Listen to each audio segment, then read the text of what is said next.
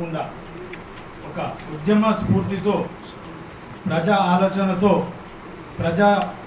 వ్యవస్థకు వినియోగం అయ్యేటట్టుగా న్యాయాన్ని ప్రజా పోరాటంలో ప్రజలచే నిర్మితం చేసేటువంటి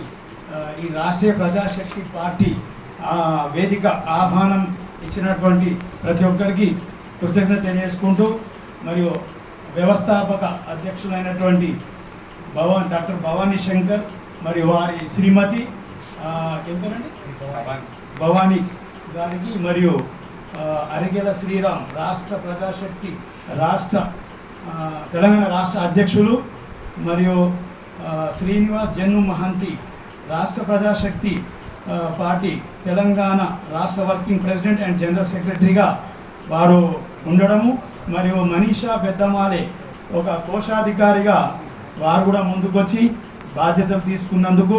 మరియు పి దుర్గా భవానీ రాష్ట్రీయ ప్రజాశక్తి పార్టీ తెలంగాణ రాష్ట్ర సంయుక్త కార్యదర్శిగా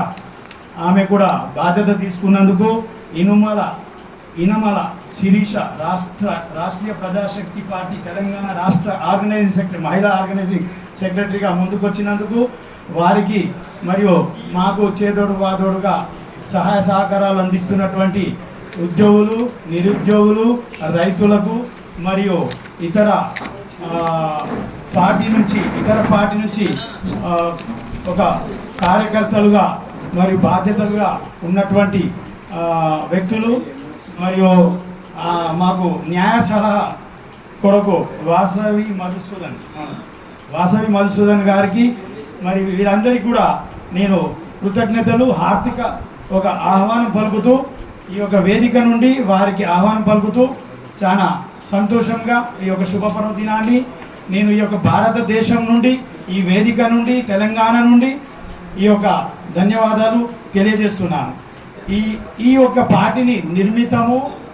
నిర్మాణము మరియు వ్యవస్థాపక ఎస్టాబ్లిష్మెంట్ కొరకు చేస్తున్నటువంటి ఒక ఆలోచన ఏంటంటే మనకు ఈ రోజులో ఈ ప్రజాస్వామ్య దేశమైనటువంటి ఈ భారతదేశం యందు ఎన్నో లక్షల పార్టీలు ఉన్నాయి. కానీ వాళ్ళు పార్టీని వాళ్ళు నిర్మించి వాళ్ళు రిజిస్ట్రేషన్లు చేయించుకొని కార్యక్రమాలు చేయకుండా ప్రజల మధ్యలో వెళ్లకుండా జనం యొక్క కష్టసుఖాలను వారి యొక్క ఆలోచనలను వారికి కావాల్సిన సాధారణ అవసరాలను కూడా